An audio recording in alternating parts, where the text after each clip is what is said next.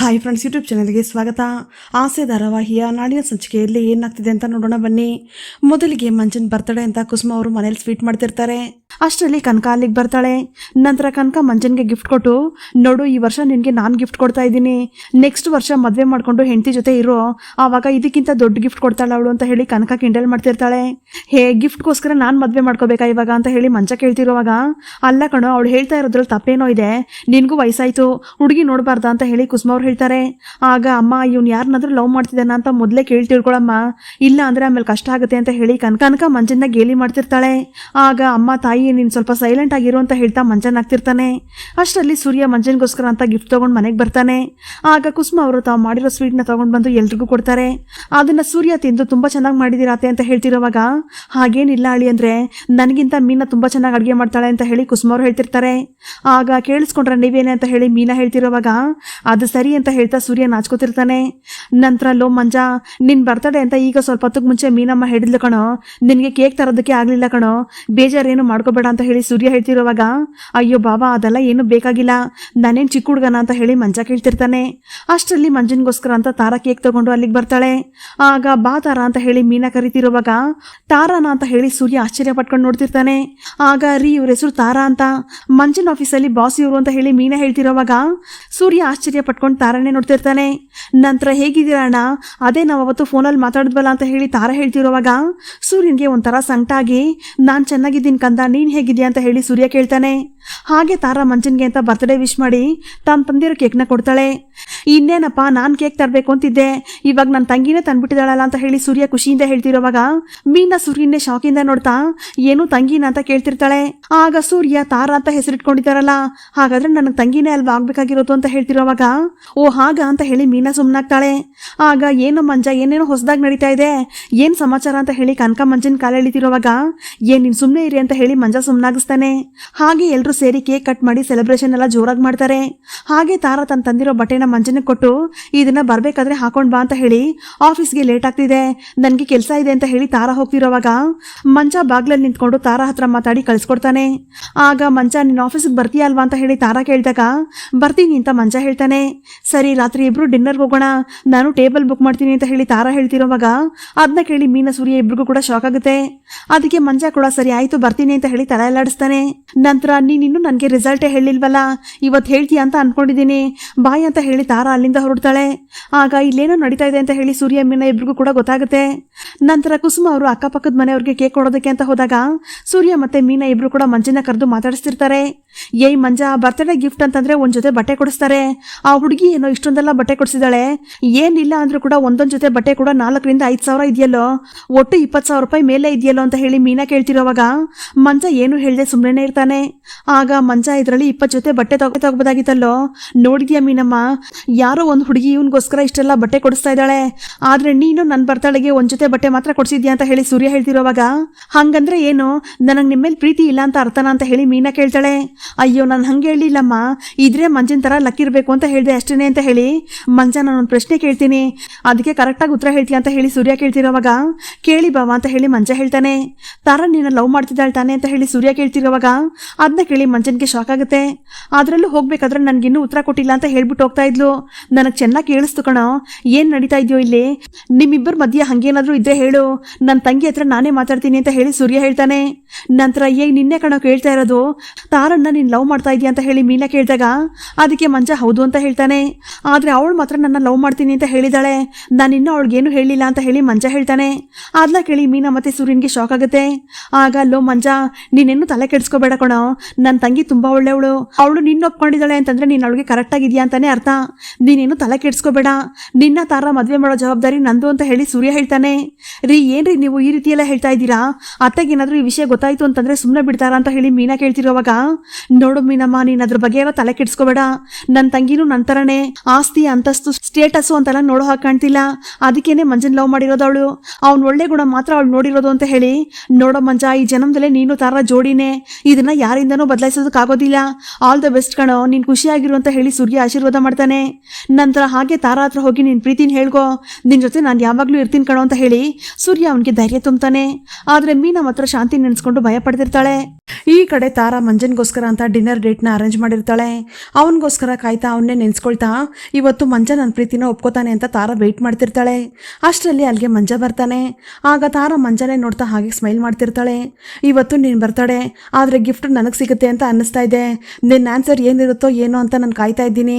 ಈ ರಿಸಲ್ಟ್ಗೋಸ್ಕರನೇ ನಾನು ಎಷ್ಟು ದಿವಸದಿಂದ ಕಾಯ್ತಾ ಇದ್ದೀನಿ ಗೊತ್ತಾ? ಹೇಳು ಮಂಜು, ನಿನ್ನ ರಿಸಲ್ಟ್ ಏನು ಅಂತ ನನಗೆ ಹೇಳಿಬಿಡು.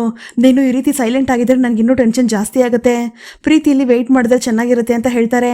ಇದು ಹಾಗೇ ಇದೆ, ಆದರೆ ನನ್ನಿಂದ ಕಾಯೋದಕ್ಕಾಗ್ತಿಲ್ಲ. ಹೇಳು ಮಂಜು ಅಂತ ತಾರಾ ಕೇಳ್ತಿರೋವಾಗ ಮಂಜ ತಾನು ತಂದಿರೋ ಹೂವನ್ನ ತಾರಾ ಕೊಟ್ಟು ಪ್ರಪೋಸ್ ಮಾಡ್ತಾನೆ. ಆದ್ರಿಂದ ತಾರಾಗೆ ಸಿಕ್ಕಾಪಟ್ಟೆ ಖುಷಿಯಾಗುತ್ತೆ. ಹಾಗೆ ತಾರಾ ಮಂಜನ್ ಹೆಗಲ್ ಮೇಲೆ ಮಲ್ಕೊಂಡು ಖುಷಿ ಪಡ್ತಿರೋವಾಗ ಅಷ್ಟರಲ್ಲಿ ತಾರಾ ಸಾಕ್ತಂದೆ ಮೋಹನ್ ತಾರಾಗೆ ಕಾಲ್ ಮಾಡ್ತಾರೆ. ಎಲ್ಲಿದ್ಯಾ ತಾರಾ, ಯಾರ ಜೊತೆ ಇದೆಯಾ ಅಂತ ಕೇಳ್ತಿರೋವಾಗ ನನ್ನ ಫ್ರೆಂಡ್ ಜೊತೆ ಬಂದಿದ್ದೀನಿ ಪಾಪ ಅಂತ ಹೇಳಿ ತಾರಾ ಹೇಳ್ತಾಳೆ. ಹುಡುಗಿನ ಅಂತ ತಾರಾ ಸಾಕ್ತಂದೆ ಕೇಳ್ತಿರೋವಾಗ ಯಾಕೆ ಪಾಪ ಆ ರೀತಿ ಕೇಳ್ತಾ ಇದ್ದೀರಾ ಅಂತ ತಾರಾ ಕೇಳ್ತಾಳೆ. ಅದು ಹಾಗಲ್ಲಮ್ಮ, ಇತ್ತೀಚೆಗೆ ನಿನ್ನ ಹತ್ರ ಏನು ಶೇರ್ ಮಾಡ್ಕೋತಾನೆ ಇಲ್ವಲ್ಲ, ಸರಿ ಲೇಟ್ ಆಯಿತು, ಬೇಗ ಬಾ ಮನೆಗೆ ಅಂತ ಹೇಳಿ ತಾರಾ ಸಾಕ್ತಂದೆ ಹೇಳ್ತಾರೆ. ಇಲ್ಲ ಪಾಪ, ನನಗೆ ಸ್ವಲ್ಪ ಕೆಲಸ ಇದೆ ಅಂತ ತಾರಾ ಹೇಳ್ತಿರೋವಾಗ ನೋಡು ಅಂಥದ್ದೇನು ಕೆಲಸ ಇದೆ, ಮೊದಲು ಮನೆಗೆ ಬಾ ಆಮೇಲೆ ಮಾತಾಡೋಣ ಅಂತ ಹೇಳಿ ತಾರಾ ಸಾಕ್ತಂದೆ ಹೇಳ್ತಾರೆ. ಹೇಳಿದ್ನಲ್ಲ ಪಾಪ ನನಗೆ ಕೆಲಸ ಇದೆ ಅಂತ, ಮತ್ತೆ ಯಾಕೆ ಈ ರೀತಿ ಕೇಳ್ತಿದ್ದೀರಾ? ಸಾರಿ ಪಾಪ, ನನ್ನಿಂದ ಬರೋದಕ್ಕಾಗೋದಿಲ್ಲ ಅಂತ ಹೇಳಿ ತಾರಾ ಕಾಲ್ ಕಟ್ ಮಾಡಿಬಿಡ್ತಾಳೆ.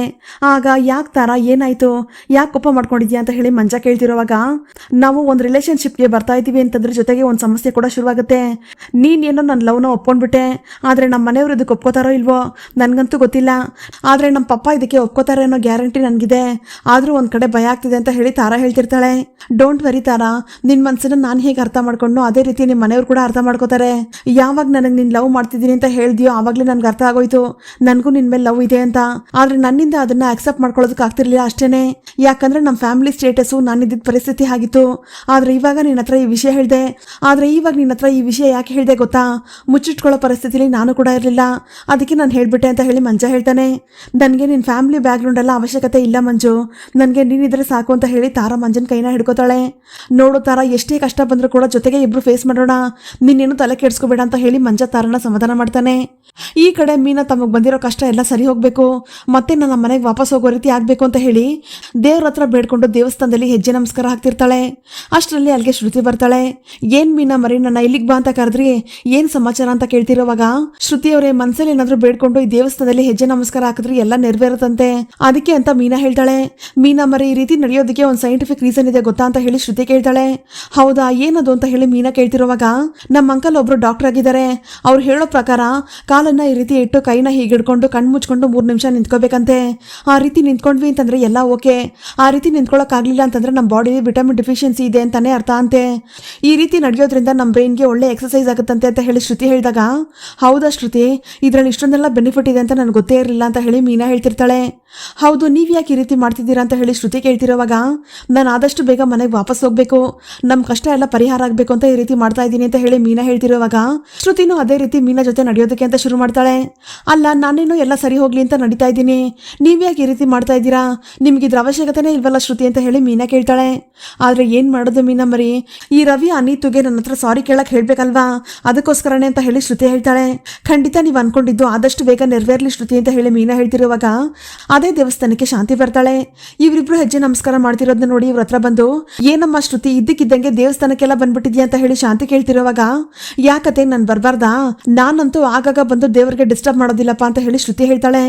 ಓ, ದೇವ್ರ ಹತ್ರ ಹರಕೆ ಏನಾದ್ರು ಕಟ್ಕೊಂಡಿದ್ಯಾ?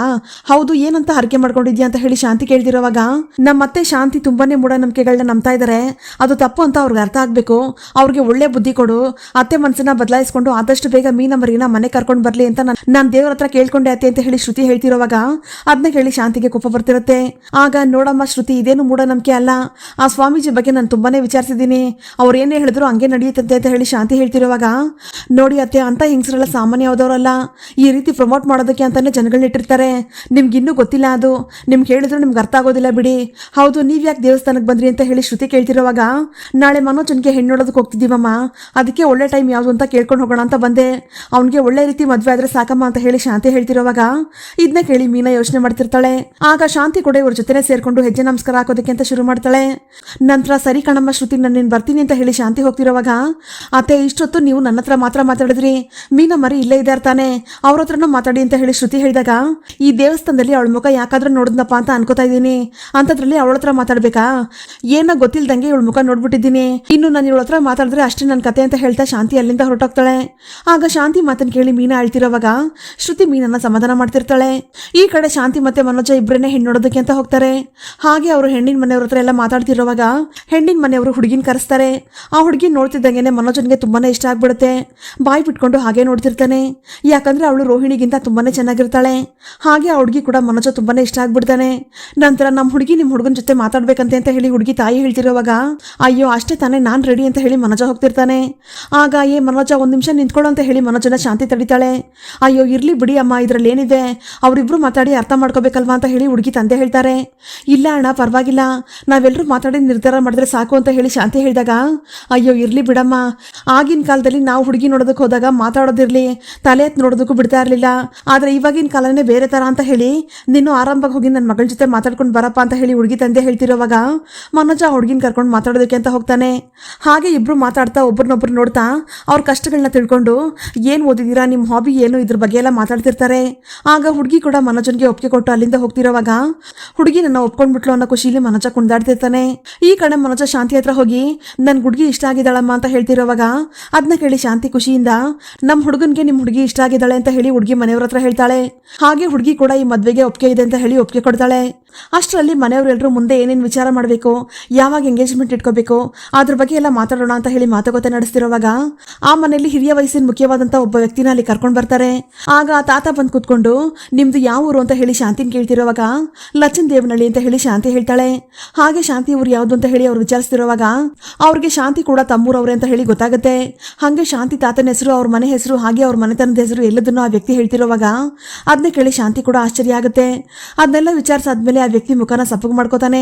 ಯಾಕೆ ಅಂತ ಅವ್ರ ಮನೆಯವರೆಲ್ಲರೂ ಆ ತಾತನ ಕೇಳ್ತಿರೋವಾಗ ನಿನ್ ಹೆಂಡತಿ ತಾತ ಇದಾರಲ್ಲಪ್ಪ, ಅವರು ಮತ್ತೆ ಇವ್ರ ತಾತ ಇಬ್ರು ಕೂಡ ಒಂದ್ ರೀತಿಲಿ ದೂರದ ಸಂಬಂಧಿ ಕಣಪ್ಪ, ಆ ಲೆಕ್ಕದಲ್ಲಿ ನೋಡಿದ್ರೆ ಈ ಹುಡುಗಿ ಇವನ್ಗೆ ತಂಗಿ ಸಮಾನ ಕಣಪ್ಪ ಅಂತ ಹೇಳಿ ಆ ತಾತ ಹೇಳ್ತಿರೋವಾಗ ಅದನ್ನ ಕೇಳಿ ಮನೆಯವರೆಲ್ರಿಗೂ ಶಾಕ್ ಆಗುತ್ತೆ.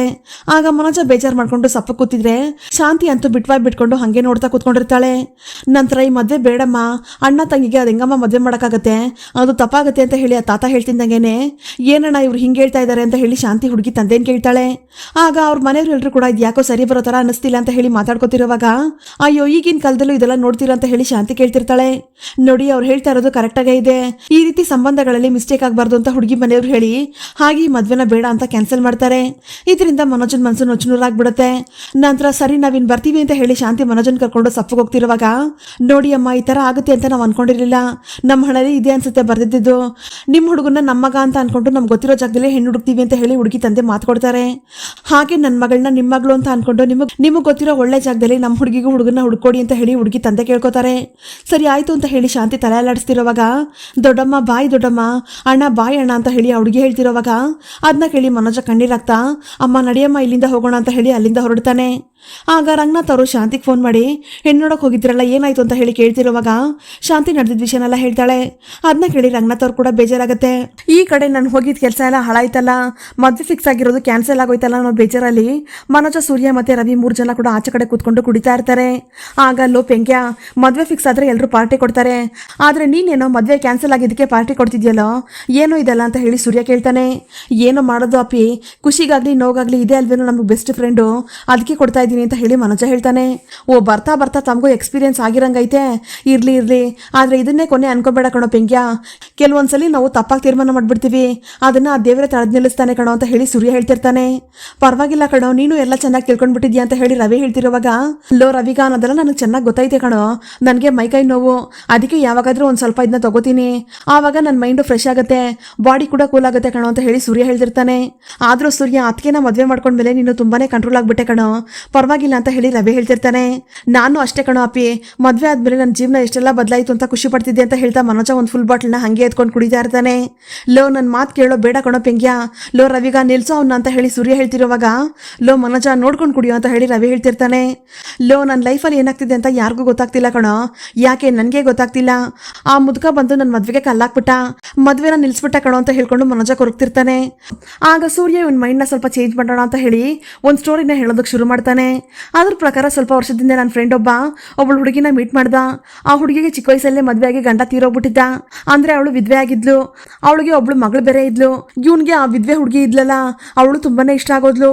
ಅವಳಿಗೂ ಕೂಡ ಇವನು ಇಷ್ಟ ಆಗ್ಬಿಟ್ಟ. ನಂತರ ಇಬ್ರು ಮದುವೆ ಮಾಡ್ಕೊಂಡ್ರು. ಆದ್ರಿಂದ ಆ ವಿಧವೆ ಹುಡುಗಿ ಮಗಳಿದಾಳಲ್ಲ, ಅವಳು ಇವನ್ಗೆ ಒಂದ್ ರೀತಿ ಮಗಳೇ ಆಗೋದ್ಲು ಕಣೋ ಅಂತ ಹೇಳಿ ಸೂರ್ಯ ಹೇಳ್ತಿರುವಾಗ, ಲೋ ಸೂರ್ಯ ಅದ್ರಲ್ಲೇನೋ ತಪ್ಪಿದೆ, ಅವಳಿಗೆ ಮಗಳು ಅಂತಂದ್ಮೇಲೆ ಇವನಿಗೂ ಮಗಳೇ ಅಲ್ವೇನೋ ಆದಂಗೆ ಅಂತ ಹೇಳಿ ರವಿ ಕೇಳ್ತಾನೆ. ಲೋ ರವಿಗ ನೀರೋದೇ ದೊಡ್ಡ ಪ್ರಾಬ್ಲಮ್ ಅಲ್ಲಿ ಕಣೋ, ಪೂರ್ತಿಯಾಗಿ ಕೇಳಿಸ್ಕೊ. ಎಲ್ಲ ಚೆನ್ನಾಗೇ ಹೋಗ್ತಿತ್ತು ಕಣೋ. ಸ್ವಲ್ಪ ವರ್ಷ ಆದ್ಮೇಲೆ ನನ್ನ ಫ್ರೆಂಡ್ ಅಪ್ಪ ಇದಾರಲ್ಲ, ಅವ್ರು ಬಂದ್ರು. ಅವರು ತನ್ನ ಮಗನಿಗೆ ಇವಳು ಮಗಳಾಗಬೇಕು ಅಂತ ಗೊತ್ತಿಲ್ದೇನೆ ಅವಳನ್ನ ಹೋಗಿ ಮದುವೆ ಮಾಡ್ಕೊಂಡ್ಬಿಟ್ಟಿದ್ದಾರೆ ಕಣೋ ಅಂತ ಹೇಳಿ ಸೂರ್ಯ ಹೇಳ್ತಿರುವಾಗ, ಅದನ್ನ ಕೇಳಿ ಮನೋಜ ಮತ್ತೆ ರವಿಗೆ ಶಾಕ್ ಆಗುತ್ತೆ. ಲೋ ಲೆಕ್ಕಕ್ಕೆ ನೋಡಿದ್ರೆ ಆ ಹುಡುಗಿ ಅವನಿಗೆ ಮೊಮ್ಮಗಳಾಗಬೇಕಲ್ವೇನೋ ಅಂತ ಹೇಳಿ ಮನೋಜ ಹೇಳ್ತಿರುವಾಗ, ಹೌದು ಕಣೋ, ಕತೆ ಇಲ್ಲಿಗೆ ಮುಗ್ದಿಲ್ಲ, ಇನ್ನೂ ಹೇಳ್ತೀನಿ ಕೇಳು. ಆ ಮಗಳಿದ್ಲಲ್ಲ, ಅವಳು ಇವಾಗ ನನ್ನ ಫ್ರೆಂಡ್ಗೆ ಚಿಕ್ಕಮ್ಮ ಆಗೋದ್ಲು ಕಣೋ. ಅವನ ಅಪ್ಪನೇ ಅವನಿಗೆ ಅಳಿಯ ಆಗ್ಬಿಟ್ಟ ಕಣೋ ಅಂತ ಹೇಳಿ ಸೂರ್ಯ ಹೇಳ್ತಿರುವಾಗ, ಲೋ ಸೂರ್ಯ ಏನೋ ಇದು, ಈ ಡೈಲಿ ಬರೋ ಸೀರಿಯಲ್ ತರ ಆಗೋಯ್ತಲ್ಲೋ, ಇದ್ರಲ್ಲಿ ಬರೀ ಎಡವಟ್ಟ ಇದೆಯಲ್ಲೋ ಅಂತ ಹೇಳಿ ರವಿ ಕೇಳ್ತಿರೋವಾಗ, ನನ್ನ ಲೈಫ್ ಆದ್ರೂ ಎಷ್ಟೋ ಪರವಾಗಿಲ್ಲ, ಇದು ಅದಕ್ಕಿಂತ ವರ್ಸ್ಟ್ ಆಗಿದೆಯಲ್ಲೋ ಅಂತ ಹೇಳಿ ಮನೋಜ ತಲೆ ಕೆರ್ಕೋತಾ ಇರ್ತಾನೆ. ಇಷ್ಟಕ್ಕೆ ಹಿಂಗಂದ್ರೆ ಹೆಂಗೋ, ಇನ್ನು ಮುಂದೆ ಹೇಳ್ತೀನಿ ಕೇಳು. ಆಮೇಲೆ ಅವ್ರ ಅಮ್ಮನಿಗೆ ಹುಡುಗಿ ಅತ್ತೆ ಆಗೋದ್ಲು ಅಂತ ಮನೋಜನ್ಗೆ ಸೂರ್ಯ ಹೇಳ್ತಿರೋವಾಗ, ಲೋ ಎಣ್ಣೆ ಹೊಡೆದ್ ಕಿಕ್ಕೆಲ್ಲ ಇಳ್ದೋಯ್ತು ಕಣೋ ಅಂತ ಹೇಳ್ಕೊಂಡು ಮನೋಜ ತಲೆ ಹಿಡ್ಕೋತಾನೆ. ಇನ್ನು ಮುಂದಕ್ಕೆ ಐತೆ ಕೇಳೋ, ಆ ಹುಡುಗಿನ ಮದ್ವೆ ಆದ್ನಲ್ಲ ಅವ್ರಪ್ಪ, ಅವನಿಗೆ ಆಮೇಲೆ ಒಬ್ಬ ಮಗ ಹುಡ್ತಾ ಕಣೋ ಅಂತ ಹೇಳಿ ಸೂರ್ಯ ಹೇಳ್ತಿರೋವಾಗ, ಓ ಹಾಗಾದ್ರೆ ನಿನ್ ಫ್ರೆಂಡಿಗೆ ದತ್ತು ಮಗಳು ಅಂತ ಹೇಳ್ದಲ್ಲ, ಆ ಹುಡುಗಿನೇ ಅಲ್ವಾ ಅವಳು ಅಂತ ಹೇಳಿ ಮನೋಜ ಕೇಳ್ತಾನೆ. ಹಾ ಇವಾಗ ದಾರಿಗೆ ಬಂದೆ ನೋಡು, ಆ ಹುಡುಗ ನನ್ನ ಫ್ರೆಂಡ್ ಅಪ್ಪ ಆಗಿರೋದ್ರಿಂದ ನನ್ನ ಫ್ರೆಂಡ್ಗೆ ಅವ್ನ ತಮ್ಮ ಆದ ಕಣೋ ಅಂತ ಹೇಳಿ ಸೂರ್ಯ ಹೇಳ್ತಿರೋವಾಗ, ಅಯ್ಯೋ ಇಲ್ಲಿ ಇಡೀ ಆಕಾಶನೇ ತಲೆ ಕೆಳಗಡೆ ಆಗಿದೆಯಲ್ಲಪ್ಪ, ಭೂಮಿ ಸುತ್ತಾ ಇದೆ, ನನ್ನ ತಲೆನೂ ಸುತ್ತಾ ಇದೆ ಅಂತ ಹೇಳ್ಕೊಂಡು ಮನೋಜ ತಲೆ ಕೆರ್ಕೊಂಡು ಹುಚ್ಚಿನ ತರ ಆಡೋದಕ್ಕೆ ಶುರು ಮಾಡ್ತಾನೆ. ಆಗ ಲೋ ಸೂರ್ಯ, ಈ ಕೇಸ್ ಯಾಕೋ ತುಂಬಾನೇ ಕಾಂಪ್ಲಿಕೇಟೆಡ್ ಆಗೋಯ್ತು ಕಣೋ, ನಾನ್ ಬರ್ತೀನಿ ಅಂತ ರವಿ ಹೇಳ್ತಾ ಸೂರ್ಯ ಹೇಳಿದ ಸ್ಟೋರಿನ ಕೇಳಿ ತಡ್ಕೊಳ್ಳೋದಕ್ಕಾಗದೆ ಇಬ್ರು ಹುಚ್ಚಿನ ತರ ಆಡೋದಕ್ಕೆ ಶುರು ಮಾಡ್ತಾರೆ. ನಂತರ ಲೋ ಸೂರ್ಯ, ನಾವು ಕುಡಿದಿದ್ದೆಲ್ಲ ಇಳ್ದೋಗ್ಬಿಡುತ್ತೆ ಕಣೋ, ದಯವಿಟ್ಟು ಈ ಸ್ಟೋರಿನ ಇನ್ ಮುಂದಕ್ಕೆ ಹೇಳ್ಬೇಡ ಅಂತ ಹೇಳಿ ರವಿ ಮತ್ತೆ ಮನೋಜ ಇಬ್ರು ಕೂಡ ಕೈ ಮುಗಿದು ಕೇಳ್ಕೊತಿರೋವಾಗ, ಲೋ ರವಿಗ ನೀನ್ ಇವಾಗ ಕುಡಿದಿದ್ ಮತ್ತೆ ಇದ್ಯಾ ಕಣೋ, ಅದಕ್ಕೆ ನಿನಗೆ ಸರಿಯಾಗಿ ಅರ್ಥ ಆಗ್ತಿಲ್ಲ ಅಂತ ಅನ್ಸುತ್ತೆ, ನಾನೊಂದು ಕೆಲಸ ಮಾಡ್ತೀನಿರು, ಬೆಳಗ್ಗೆ ನೀನ್ ಎದ್ದು ಬರ್ತೀಯಲ್ಲ ಆವಾಗ ಕ್ಲೀನಾಗಿ ಸೊಲ್ತೀನಿ ಅಂತ ಹೇಳಿ ಸೂರ್ಯ ಹೇಳ್ತಾನೆ. ಅಯ್ಯೋ ಬೇಡವೇ ಬೇಡಪ್ಪ ನಿನ್ ಸವಾಸ ಅಂತ ಹೇಳಿ ರವಿ ಹೇಳ್ತಿರೋವಾಗ, ಇವಾಗ ಅರ್ಥ ಆಯ್ತಾ, ಈ ಪೆಂಗೆ ಏನೋ ತಂದೆ ದೊಡ್ಡ ಕಷ್ಟ ಅಂತ ಹೇಳ್ತಾ ಇದ್ದ, ಇವನಿಗಿಂತ ದೊಡ್ಡ ಪ್ರಾಬ್ಲಮ್ ಇರೋದು ನನ್ನ ಫ್ರೆಂಡ್ಗೆ ಅಲ್ವಾ ಅಂತ ಹೇಳಿ ಸೂರ್ಯ ಹೇಳ್ತಾನೆ. ಹೌದಪ್ಪ ಹೌದು, ಕೈ ಮುಗಿದು ಬಿಡ್ತೀನಿ ನಿನ್ಗೆ, ನನ್ನ ಮಾತ್ರ ಬಿಟ್ಬಿಡು, ನಿನ್ ಫ್ರೆಂಡ್ ಕಷ್ಟನೇ ತುಂಬಾ ದೊಡ್ಡದು ಕಣೋ, ನಂದೇನು ಇದ್ರ ಮುಂದೆ ಇಲ್ವೇ ಇಲ್ಲ. ಆಕ್ಚುಲಿ ನನ್ಗೇನು ಸಮಸ್ಯೆ ಇದೆ ಅನ್ನೋದನ್ನೇ ನಾನೇ ಮರ್ತೋಗ್ಬಿಟ್ಟೆ ಕಣೋ, ನಿನ್ ಸವಾಸ ಮಾಡಿ ನಾನು ಹಿಂಗಾಗೋಗ್ಬಿಟ್ಟೆ ಅಂತ ಹೇಳಿ ಮನೋಜ ತಲೆ ಕೆರ್ಕೊಂಡು ಹುಚ್ಚಿನ ತರ ಆಡ್ತಿರೋವಾಗ ರವಿ ಮತ್ತೆ ಸೂರ್ಯ ಇಬ್ರು ಕೂಡ ಬಿದ್ದು ಬಿದ್ದು ನಗ್ತಾ ಇರ್ತಾರೆ. ಇಲ್ಲಿಗೆ ಈ ಸಂಚಿಕೆ ವಿಡಿಯೋ ಮುಕ್ತಾಯವಾಗುತ್ತದೆ. ಈ ವಿಡಿಯೋ ನಿಮ್ಗೆ ಇಷ್ಟ ಆಗಿದ್ರೆ ಪ್ಲೀಸ್ ಲೈಕ್ ಮಾಡಿ, ಸಬ್ಸ್ಕ್ರೈಬ್ ಮಾಡಿ. Thank you.